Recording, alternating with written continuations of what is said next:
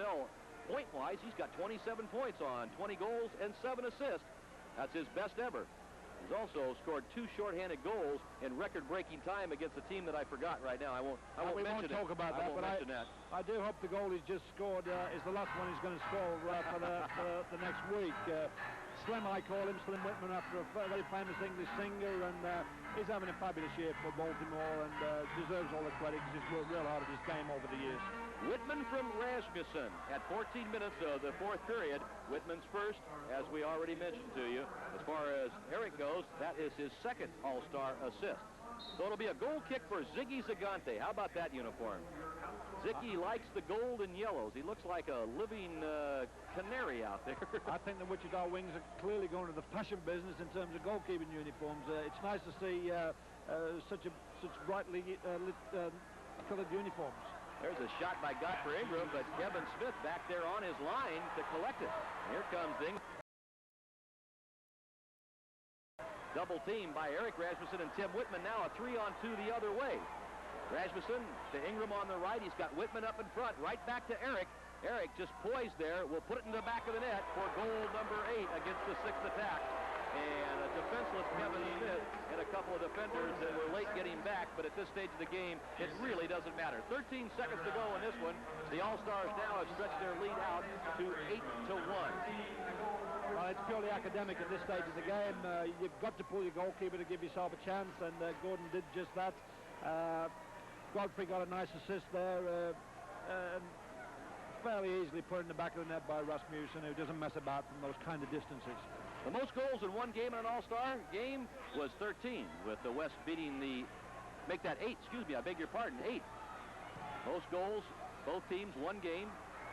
5-3 in Chicago. That's the team record's 8. So this will beat that record with 9 goals as it's all over here in the Reunion Arena in Dallas, Texas. So the final score, the All-Stars beat Dallas 8-1 in the first ever change in All-Star format competition. Instead of 2 All-Star teams playing one another, an East and a West or a North and a South or a Central or whatever, as they did the first year, this year the Dallas Sidekicks decided to host the All-Star game and play their team against an aggregation headed by Ron Newman. And the final score, the All-Stars defeated Dallas by a score of 8-1. We're going to play the week. Goes out. Began with the Babe, who sent the first ever All-Star homer soaring out of Comiskey Park in 1933. But a year later, sluggers like the Bambino were mere foils. Paul Hubble, the great National League southpaw, the Giants is in the box. Blue, Jerry, Clark, and Simmons. Now he has Joe Coleman. The pitch. Strike three, swinging. He struck him out. 5 strikeouts in a row for Hudson Hubble of the National League. How do you like this for a setting? 2 outs. The tying run at third, the winning run at first, last half of the 9th inning, and the 400 hitter of today at the plate, Ted Williams. Russell pitches, Williams swings, there's a high drive, going deep, deep, it is a home run. The first time the game was played in Anaheim, 16 future Hall of Famers participated in the longest All-Star game ever. There's a long drive to left field off the bat of Perez. Back goes Yastrzemski looking up. Home run. National League leads 2-1 in the 15th. Now, 22 years later to the day, the Stars return to the Big A, set to twinkle in the twilight. Major League home run leader Kevin Mitchell. His teammate Will Clark, the NL's top vote getter. The remarkable Bo Jackson. Another Bay Area bomber, Mark McGuire, of the defending champion Oakland A's of the American League. The Wizard, Ozzie Smith. The irrepressible Kirby Puckett. And Tony Gwynn of the Padres and Wade Boggs of the Red Sox. 8 batting titles between them. NBC Sports welcomes you to the 60th Midsummer Classic. From Anaheim, it's the All-Star Game.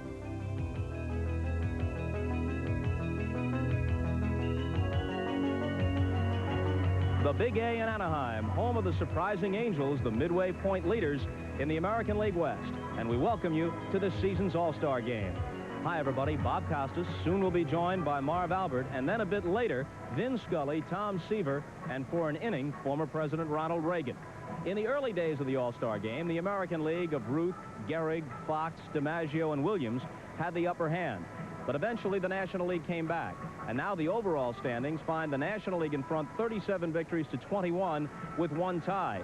And since 1963, the NL has truly dominated, winning 22 and losing only 4. A ray of hope for the American League, though. The junior circuit has won 2 of the last 3. Hoping to continue that trend, manager Tony La Russa sends his own Dave Stewart of the Oakland A's to the mound tonight for the American League. He is his league's top winner with a record of 13-4. Tommy Lasorda, the National League skipper, counters with Big Daddy, the amazing Rick Rushell of the Western Division leading San Francisco Giants. He's won 12 while losing 3. Now, during All-Star Week, the name of Pete Rose can be pushed out of the headlines, perhaps, but not all the way off the sports pages. Pete was a 17-time All-Star. And he provided us with one of the longest-lasting All-Star images when he bowled Ray Fosse over in 1970. But what will the final image of Pete Rose be? Hall of Famer or baseball outcast? The man baseball hopes will be permitted to decide that is Commissioner Bart Giamatti. And when we come back, he talks with Marv Albert.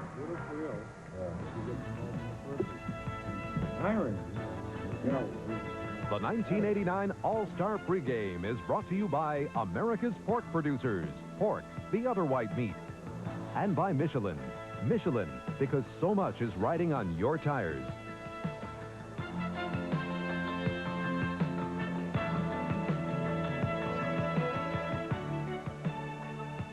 A breezy tonight. He's both All-Star and old-timer. The Phillies' Mike Schmidt was voted the National League's starting third baseman, despite the fact that, of course, he retired earlier this season. And in fact, during batting practice tonight, there were players from both squads scurrying around trying to get the future Hall of Famer's autograph. A few moments ago, I spoke with Mike Schmidt. Mike, did you give any serious consideration to taking a turn at bat in this game as your last hurrah? Not really, Bob. When I realized that I had a chance of being elected to the All-Star Game, a lot of people asked me if I'd play if I won the voting. And I, right from the outset, said, no, I'm not going to play. I've retired from the game. I have my reasons. There'd be nothing to gain by me playing in the game. Plus, I'd be taking the spot of a guy that really deserved to be there. How do you think you'll feel watching one last All-Star Game in uniform, but from the bench? Well, I won't have the butterflies that I would normally have. I'll be sitting in here talking to the players, rooting them on. I know the National League takes this game very seriously, and I want to be helping them with my enthusiasm in the dugout. And I don't want to have to hit against Dave Stewart and Nolan Ryan. Especially not in this twilight. So a last hurrah for Mike Schmidt, and the next step, he says, is broadcasting. A certain Hall of Famer in another sport, Bill Walsh of the 49ers, is headed for the broadcast booth, too. Yes, Bob, the man who coached 3 Super Bowl championship teams during the course of the 80s will be joining Dick Enberg in the booth to comprise NBC's #1 NFL broadcast team. So the coach of the 80s in the NFL is joining NBC Sports, and we are delighted about it. Look, Marv, face it, everybody wants to be a sportscaster, including former President Reagan. Here we see Ronald Reagan moments ago in the clubhouse trying to pick up some last-minute tidbits and anecdotes before working the first inning with Vin and Tom. Mike Moore, Jeffrey Leonard, Gary Gaetti, Kelly Gruber, Mark McGuire. They're off.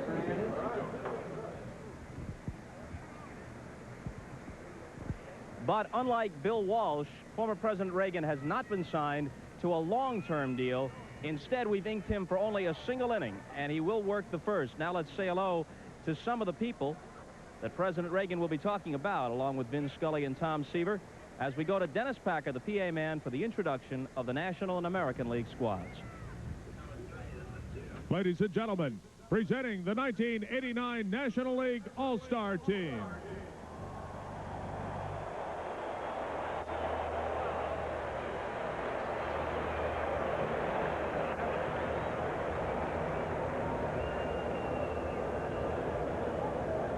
The equipment manager, David Howells. The trainers from the San Diego Padres, Dick Dent.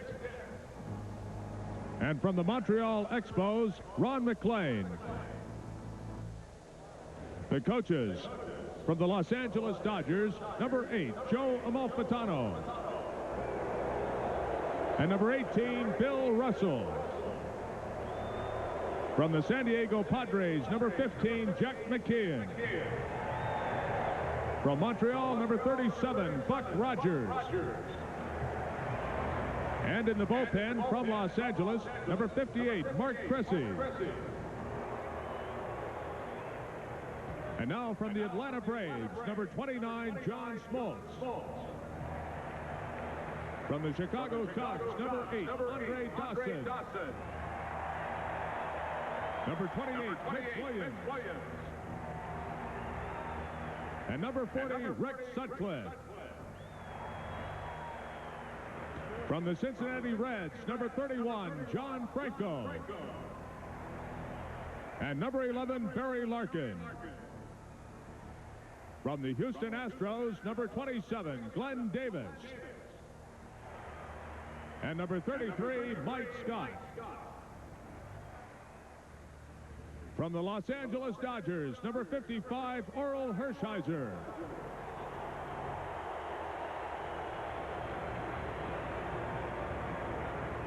Number 50, Jay Howell. Number 12, Willie Randolph. And number 14, Mike Scioscia. From the Montreal Expos, number 44, Tim Burke. And number 29, Tim Wallach.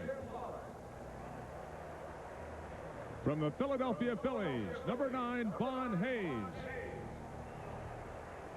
From the Pittsburgh Pirates, number 25, Bobby Bonilla.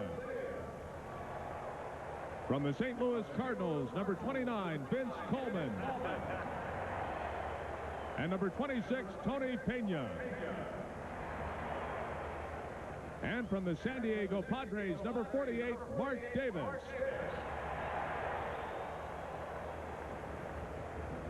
And now managing his 4th All-Star game from the defending world champion Los Angeles Dodgers, number 2, Tommy Lasorda.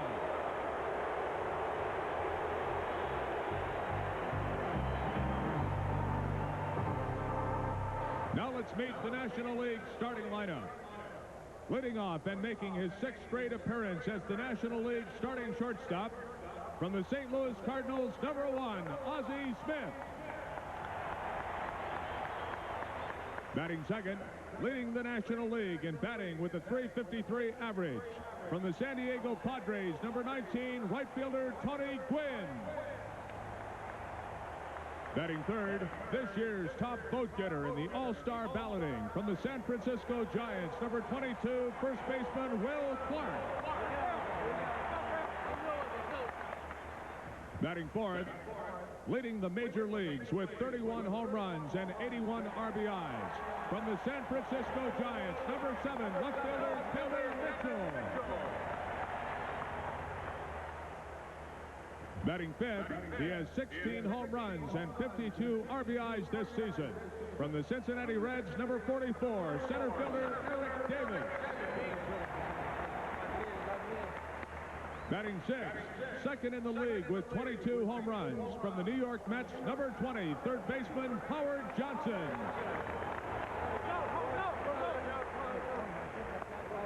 Batting seventh, he ranks third among active National Leaguers with a .307 average. From the St. Louis Cardinals, number 28, the designated hitter Pedro Guerrero.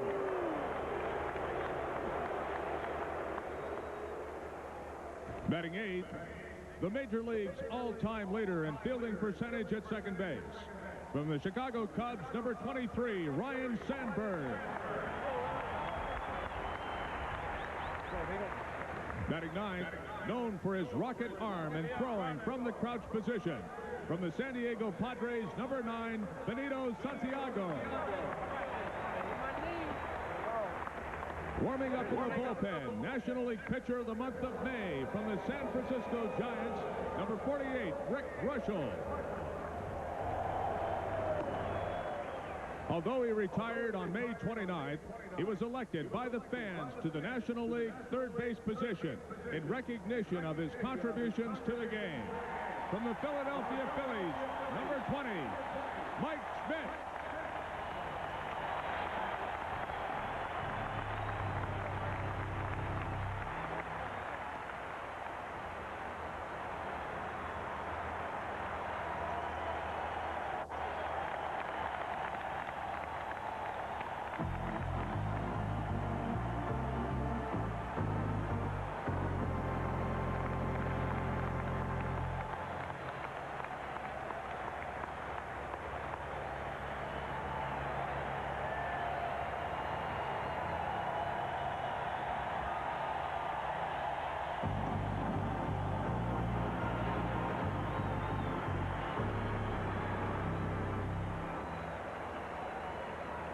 Now let's greet the 1989 American League All-Star squad.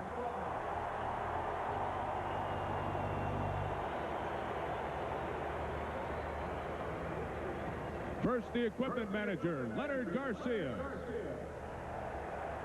And now the trainers. From your California Angels, Rick Smith. And from the Cleveland Indians, Jim Warfield. The coaches from the Oakland Athletics, number 5, Art Kuzner. From the California Angels, number 53, Marcel Latchman. From the Boston Red Sox, number 35, Joe Morgan. From the California Angels, number 12, Doug Rader.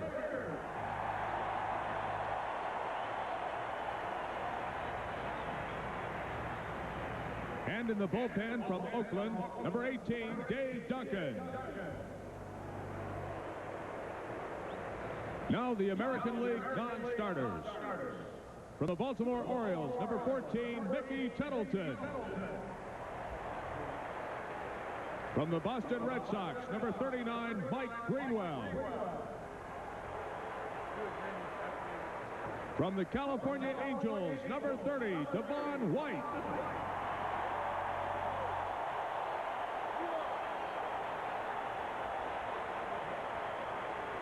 And number 31, Chuck Finley.